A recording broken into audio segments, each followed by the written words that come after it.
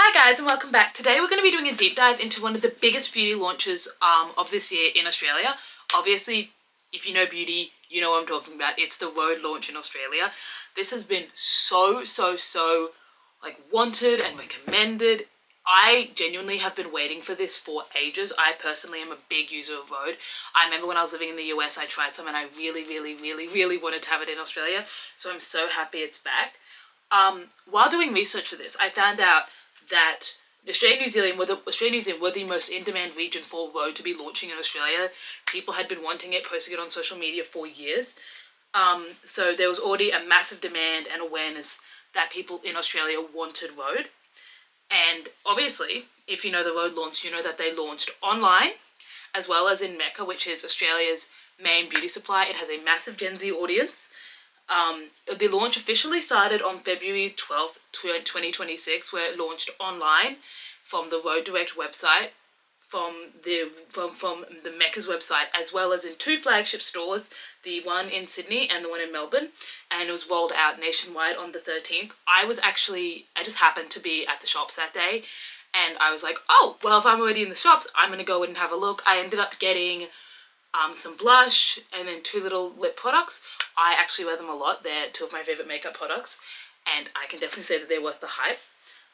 This dual launch was the first time that it launched direct to consumer and physical retail simultaneously in a new market, which is obviously a big deal, especially since the brand was only started in the 2020s. So that is massive to be able to do that in their first few years in an international market like Australia. It became Mecca's biggest launch ever. That is not surprising at all. I remember the amount of social media posts everyone was doing around that time. It was absolutely crazy. People were lining up for hours. Some stores had crowd control, and online demand was so big that they ended up reportedly crashing multiple times as well, which is absolutely insane. On top of this, Rhode did a pop-up.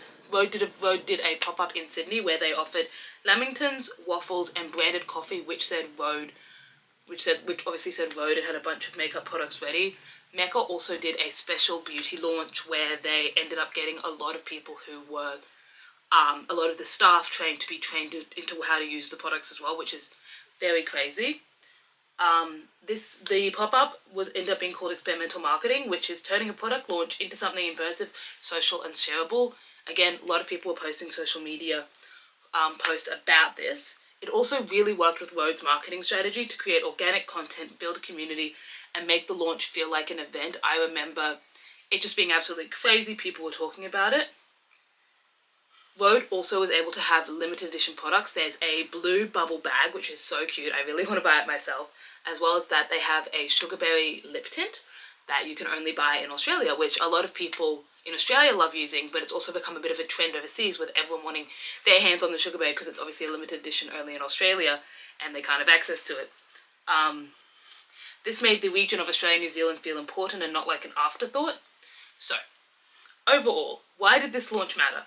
It showed that you can enter new markets with a proven demand, partner with culturally relevant retailers, combine online and in-store experiences, and turn launches into viral and shareable content, which obviously in Rhode's marketing is a massive part of it.